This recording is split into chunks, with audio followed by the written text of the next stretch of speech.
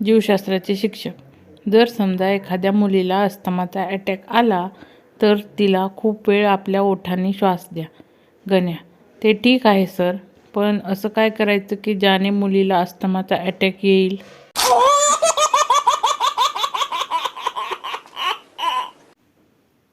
गुरुजी: सगळ्यांनी आपल्याला काय आवडते ते सांगा. बंड्या: तू सांग बरं. बंड्या: मला कविता आवडते. गुरुजी: वा वा, कोणती कविता आवडते? बंड्या: ती तिसऱ्या बाकावरची.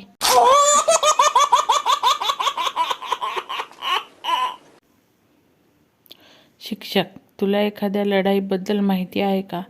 गण्या: हो सर. शिक्षक: कोणत्या? गण्या: आईने घरातल्या गोष्टी बाहेर सांगायच्या नाहीत असे सांगितले आहे.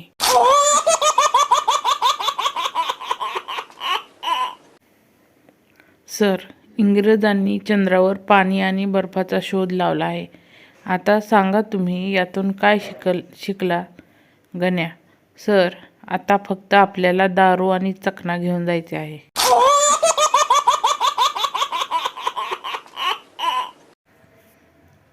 सर: सांग गण्या, तुझा जन्म कुठे झाला? गण्या: अहमदनगर. सर: चल मग त्याची स्पेलिंग सांग बरं. हुशार गण्या थोडा विचार करून म्हणतो, नाही नाही, माझा जन्म पुण्यात झालाय.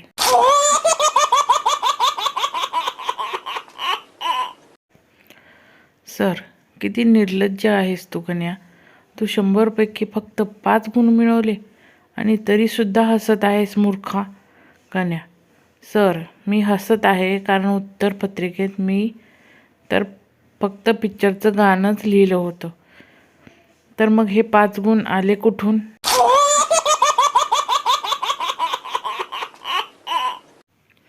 तात्यांना ताप आला आणि घसाही दुखत होता. तात्या दवाखान्यात गेले. त्यांना कमी ऐकायला येत होते. डॉक्टर म्हणाले, वाफ घ्या. तात्यांनी ऐकलं, हाप घ्या. तात्या आज एकदम ठणठणीत आहेत.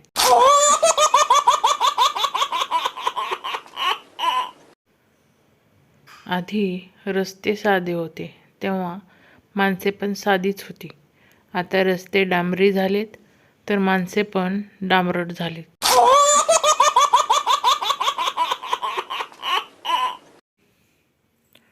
मोबाईलमुळे लोक एवढे वेडे झालेत. काल मी माझ्या मैत्रिणीला सांगितले मी फ्लॅट विकत घेतला आहे. तर त्यावर ती म्हणाली, हो का, किती GB?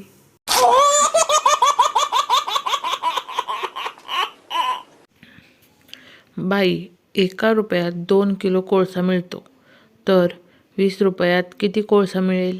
पिंकी: 35 किलो. बाई: तुला एवढं साधं गणित येत नाही? पिंकी: नुसत्याच गणितानं बरोबर उत्तर मिळत नसतात. 20 रुपये दिले तरी कोळशेवाला वजनात फसून 40 किलोऐवजी 35 किलोचाच कोळसा देणार.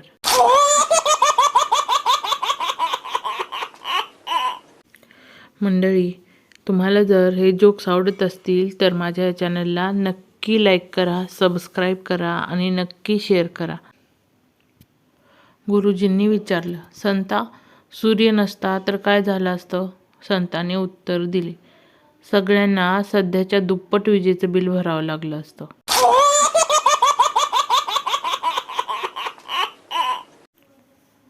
वडील बंडूला विचारतात, काय रे, तू औषध पाण्याच्या टाकीत उभं राहून का घेत आहेस? बंडू म्हणाला, बाबा, डॉक्टर काकांनी हे औषध दिवसातून 3दा पाण्यातून घ्यायला सांगितले आहे.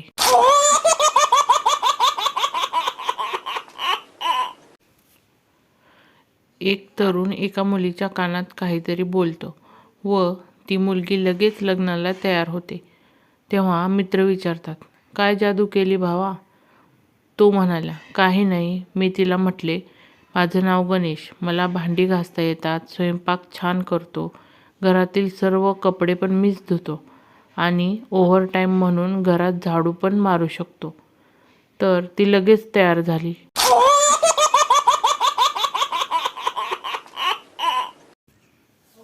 कार्डिओलॉजिस्ट, तुमचे 3 ब्लॉक आहेत. पुणेकर रुग्ण, नाही 4 आहेत. कोथरूडला चिंचवडला, तिसरा तळेगावला आणि चौथा लोणावळ्याला कार्डिओलॉजिस्ट. त्यातला एक उद्या विका, परवा तुमची बायपास आहे.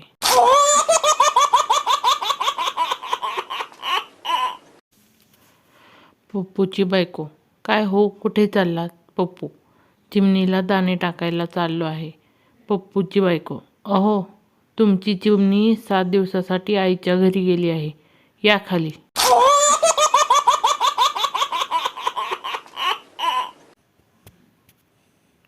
एकदा खेड्यातील आजोबा आपल्या मुलाकडे शहरात जातात, तेव्हा त्या मुलाची बायको तिच्या मुलावर, बंडूवर ओरडत असते. आजोबा, सुनबाई का आरडतीयास पोरावर? सुनबाई, बघा ना मामाजी, बंडू नुसताच कोलगेट खातोय. आजोबा, बंडू नुसतं कोलगेट खायचं नसतं, चपाती संग खायचं असतं. सुनबाई, दवा.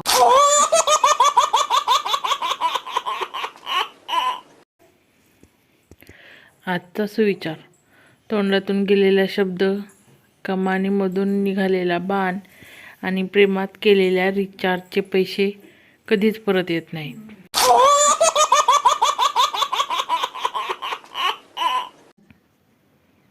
आदरणीय गडकरीजी, काय होतं माहिती आहे का?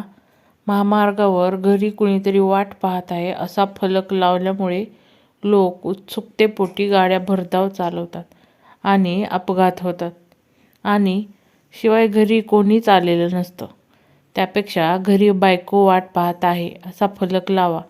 नाही लोकांनी वेग निम्मा केला तर बघा, रमतगमत उद्या परवा पोचतील.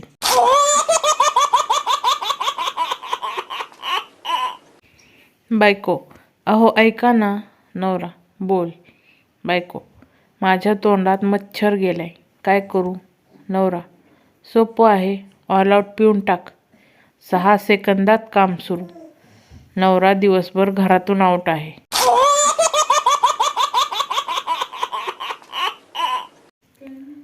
कार्यकर्ते पण एक एक नमुनेच असतात. स्मशानभूमीच्या भिंतीवर लिहून आलेत, 2025ला साहेबच येणार. स्मशानभूमी.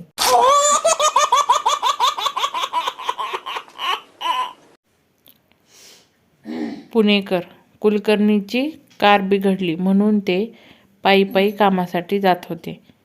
तेवढ्यात त्यांना जोशी भेटला आणि खवचटपणे विचारले, काय कुलकर्णी आज पायी पायी? कार विकली की काय? कुलकर्णी म्हणाले, अरे आज तुम्ही पण एकटेच? वहिनी दिसत नाहीत बरोबर, कुणाबरोबर पळून गेले की काय?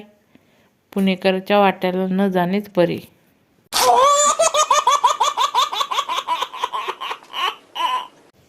मंडळी, माझ्या या चॅनलला नक्की लाईक करा, सबस्क्राईब करा आणि शेअर करा. धन्यवाद.